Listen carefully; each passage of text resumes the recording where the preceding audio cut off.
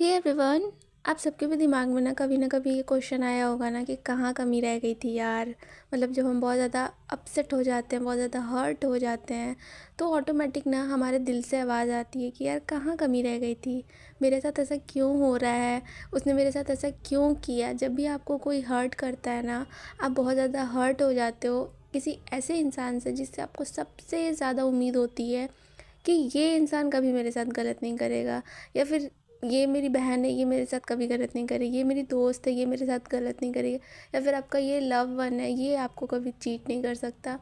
और जब वो कुछ ऐसा कर देता है जिससे आपको बहुत ज़्यादा तकलीफ़ होती है, आप एकदम टूट जाते हो, बिखर जाते हो, तो आप ना उससे क्वेश्चन नहीं करने जाते हो, तब आप खुद से क्वेश्चन करते हो कि यार कहाँ कमी रह गई थी, कहाँ मेरे एफ़र्ट्स में कमी रह गई थी, मेरे प्यार में कमी रह गई थी, मेरे समझने, मेरे बोलने, मेरे हर एक चीज़ में कहाँ में कमी रह गई थी।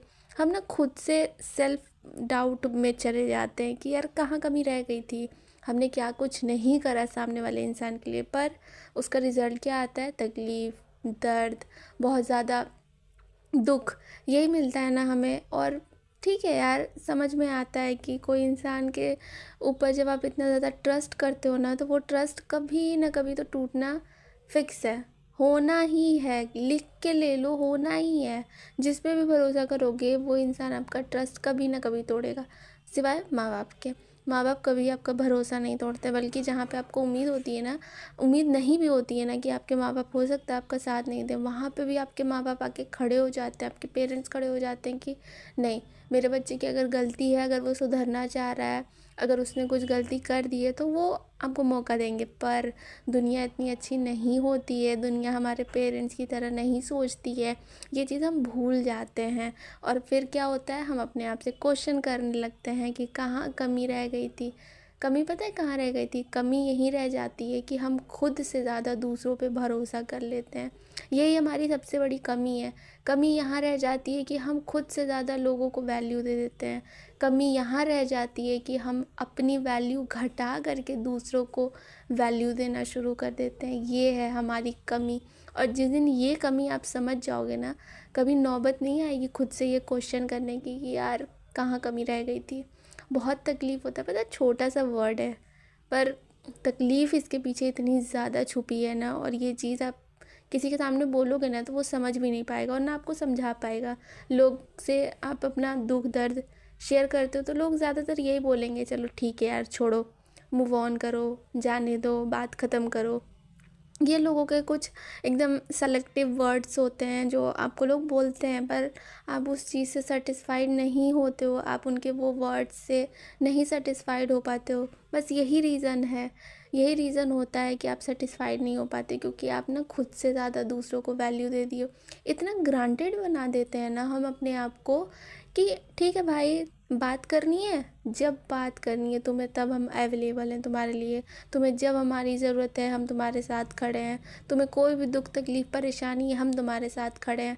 और फिर इतना ज़्यादा हम उसको ग्रांटेड लेने दे देते हैं ना अपने आप को, कि फिर वो इंसान कहता है कि ठीक है, अरे कोई रह ना रहा, ये तो रहेगा ही, ये कहाँ जाने वाला है। वो आपको फिर वैल्यू देना कम कर देगा धीरे धीरे धीरे धीरे।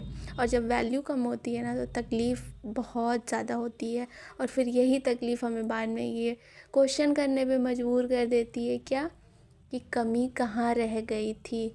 समझ में आया आपको कि आपकी कमी कहाँ रह गई थी? अगर अभी भी नहीं समझ में आया ना, तो खुद से बैठ के क्वेश्चन करना इस वीडियो के बाद कि जो भी मैंने अपने वीडियोस में बोला, अपनी वैल्यू को घटा करके दूसरों को वैल्यू देना सही बात है। खुद ही समझ में आ जाएगा कि कमी कहाँ रह गई थी और कमी कहाँ हो रही है।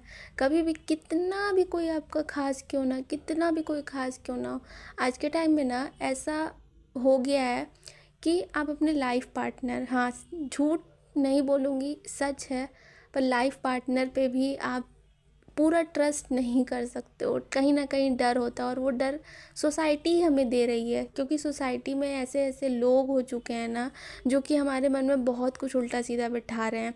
और ठीक भी है यार, कहीं ना कहीं 10% अगर आप खुद के लिए स्टैंड ले रहे हो तो कहीं गलत नहीं है, कहीं भी गलत नहीं हो।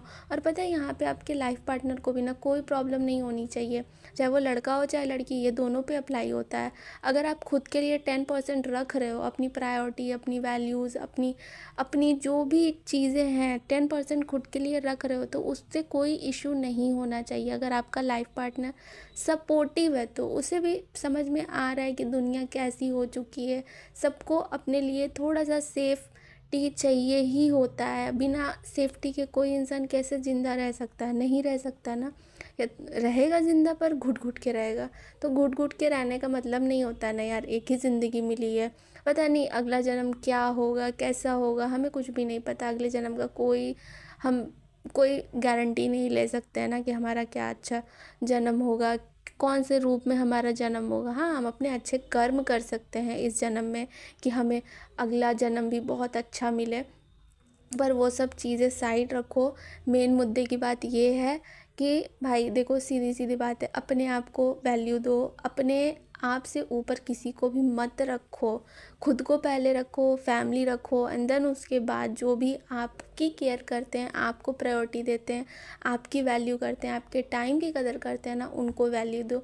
एक तरफ से एफर्ट्स करते रह जाओगे, कुछ नहीं, बाद में वही रोना धोना शुरू हो जाएगा, कुछ भी नहीं होगा। आज जिस रिश्ते को बचाने के लिए आप कॉम्प्रोमाइज़ कर रहे हो, सेक्रीफाइस कर रहे हो कि चलो ठीक है, मेरे थोड़े से चुप रहने से अगर चीज़ें ठीक हो जाती हैं तो ठीक है, करके देख लो, ट्राई करके देख लो, ट्राई करने में कुछ नहीं जाता है। और हाँ, ये भी गलत बात है कि तुरंत कोई रिश्ते को ख़त्म भी नहीं किया जाता है, पर इतना भी खुद को मत गिरा देना कि सामने वाला इंसान हर एक चीज़ कर रहा है और आप खुद को घुटन में, मतलब खुद को घुटन वाली ज़िंदगी दे रहे हो।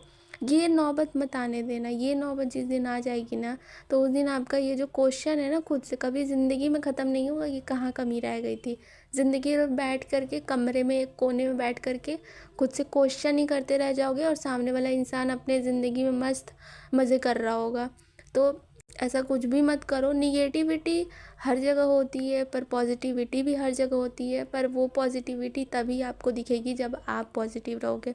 और आप कब पॉजिटिव रह सकते हो? जब आपके साथ सब कुछ अच्छा अच्छा होगा, तभी आप पॉजिटिव हो। अब निगेटिव माहौल में जा कर के किसी को पॉजिटिविटी का ज्ञान दोगे ना, समझ नहीं आएगा। भले ही वो इंसान कितना भी अंदर से पॉजिटिव क्यों ना हो, पर अगर उसके ऊपर कोई तरह का दुख पड़ा है ना, कुछ नहीं समझ में आने वाला। उसे उसे हर एक इंसान गलत दिखेगा, हर एक चीज़ गलत दिखेगी। तो इन शॉर्ट, इतना कुछ बोलने का मतलब बस यही है कि खुद से ऊपर मत किसी को रखो। ये नौबत मत आने दो कि खुद से क्वेश्चन करने की दिन आ जाए, क्योंकि खुद से क्वेश्चन आप तभी करते हो ना जब आप सामने वाले इंसान से हार चुके होते हो, दुनिया वालों से, घर वालों से, सब जगह से हार चुके होते हो। कोई ऐसा इंसान आपको दिखता नहीं है जिससे आप पूछ सको कि गलती क्या थी मेरी। तो ऐसा दिन मत आने देना, बहुत तकलीफ़ होती है। इस दिन से गुज़रना, लड़ना बहुत मुश्किल हो जाता है। ऐसा नहीं है कि लोग बाहर नहीं आते हैं, आते हैं, पर उस स्टेज पे जाना ही क्यों है? अभी संभल जाओ। कुछ भी गलत हो रहा है तो थोड़ा सा अपने आप को समझा लो, संभल जाओ, ज़्यादा बेटर रहेगा आपके लिए। So that's it for today. Hope you like the video. Thank you.